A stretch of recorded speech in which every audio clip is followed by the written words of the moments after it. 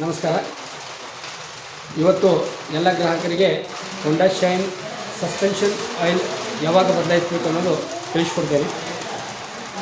ನಮ್ಮ ಹೋಂಡಾ ಶೈನ್ನಲ್ಲಿ ಸಸ್ಪೆನ್ಷನ್ ಆಯಿಲ್ಗಳು ಪ್ರತಿ ವರ್ಷಕ್ಕೊಮ್ಮೆ ಬದಲಾಯಿಸಬೇಕು. ಇದರೊಳಗೆ 10W ಸಸ್ಪೆನ್ಷನ್ ಆಯಿಲನ್ನು ಹಾಕಬೇಕು. ಒಂದು ಸೈಡು 147 ml ಮತ್ತು ಮತ್ತೊಂದು ಸೈಡು 147 ml ಆಯಿಲನ್ನು ಇದರೊಳಗೆ ಹಾಕ್ತಾರೆ. ಇದನ್ನು ಪ್ರತಿ ವರ್ಷಕ್ಕೊಮ್ಮೆ ಬದಲಾಯಿಸಬೇಕು.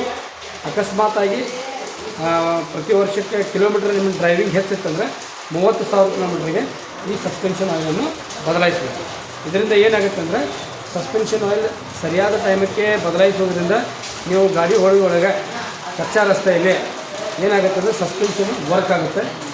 ನಮಗೆ ಯಾವುದೇ ಶೋಲ್ಡರ್ ಪೇನ್ ಆಯಿತು, ಕೈ ನೋವು ಯಾವುದೂ ಬರುವುದಿಲ್ಲ. ಅದಕ್ಕಾಗಿ ಸರಿಯಾದ ಟೈಮಕ್ಕೆ ಸಸ್ಪೆನ್ಷನ್ ಆಯಿಲನ್ನು ಬದಲಾಯಿಸಿ ಒಳ್ಳೆಯ ಮೇಂಟೆನೆನ್ಸನ್ನು ಮಾಡಿ ಡ್ರೈವಿಂಗನ್ನು ಎಂಜಾಯ್ ಮಾಡಿ.